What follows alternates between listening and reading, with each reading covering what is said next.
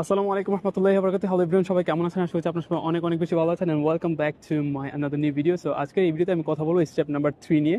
So পূর্বে আমি কিন্তু স্টেপ 1 এন্ড 2 কমপ্লিট করে ফেলেছি। সো আজকে একটা ইম্পর্টেন্ট টপিক নিয়ে কথা বলবো, সেটা হচ্ছে আমাদের পাসপোর্ট। আপনি মনে রাখবেন, আপনার পাসপোর্ট কিন্তু আপনার আইডেন্টিটি।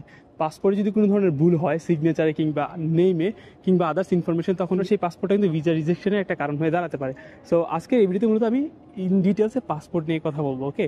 কারণ এই প্রবলেমটা আমাদের অনেকেরই কমন, যে পাসপোর্টের মধ্যে অনেক ইনফরমেশন ভুল দিই আমরা, এবং নামের একটা মিস্টেক থাকে, পাশাপাশি হচ্ছে আমরা সিগনেচার এক জায়গার মধ্যে বাংলাতে দিই, আরেক জায়গার মধ্যে আমরা ইংলিশে দিই। সো এইটার একটা মিক্স হয়ে যায়।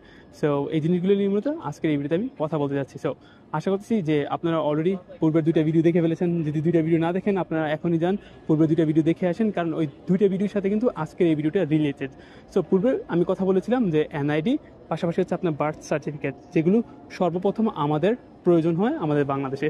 সো আমরা যখন এনআইডি অ্যান্ড বার্থ সার্টিফিকেটে কখনো ভুল পাবো, কোনো নেমসের কোনো এরর্স পাবো, কিংবা কোন ধরনের ডেট অফ বার্থে কোনো মিস্টেক পাবো, তখন কিন্তু আমরা সাথে সাথে এটা কারেকশন করে ফেলবো। কোথায় কারেকশন করতে হবে সেটা নিয়ে আমি মূলত বিস্তারিত কথা বলেছি, যে এই জায়গাতে আপনারা অবশ্যই যেতে হবে, এখানে গিয়ে কারেকশন করেন। সো ওইটার উপর বেস করে কিন্তু আমরা পাসপোর্টের জন্য অ্যাপ্লাই করি। আপনার পাসপোর্টটা আসতে মিনিমাম 1 মাসের মতো সময় লাগবে। এখন তো আর আগের মতো নেই যে আপনাকে পাসপোর্টের জন্য অনেক বেশি পে করতে হবে, দালাল ধরতে হবে। এখন সব কিছু কিন্তু অনলাইনে হয়। সো আশা করছি বিষয়গুলো একদম ইজি।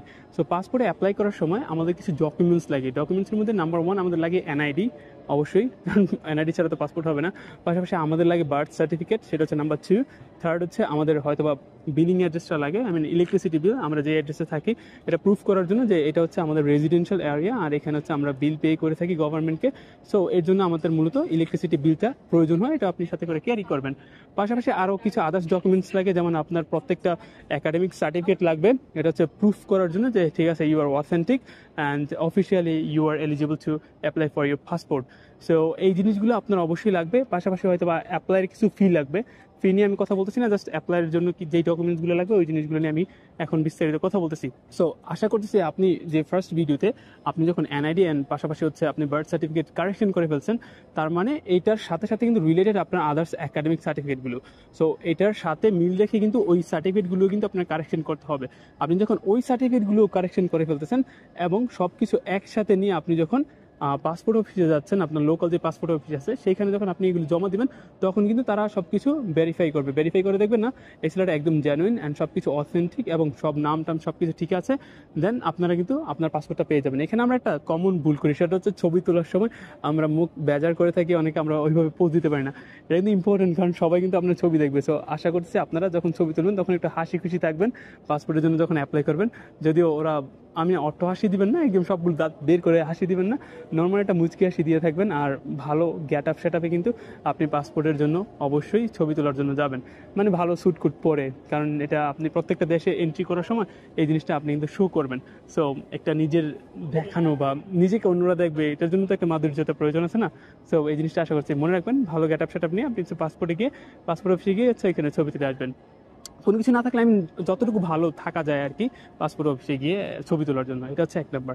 আরেকটা কমন ইস্যু হচ্ছে আমরা সিগনেচার করি পাসপোর্ট অফিসে একরকম, দেন আমরা রিয়েল লাইফে সিগনেচার করি আরেক রকম। না, এরকম করবেন না।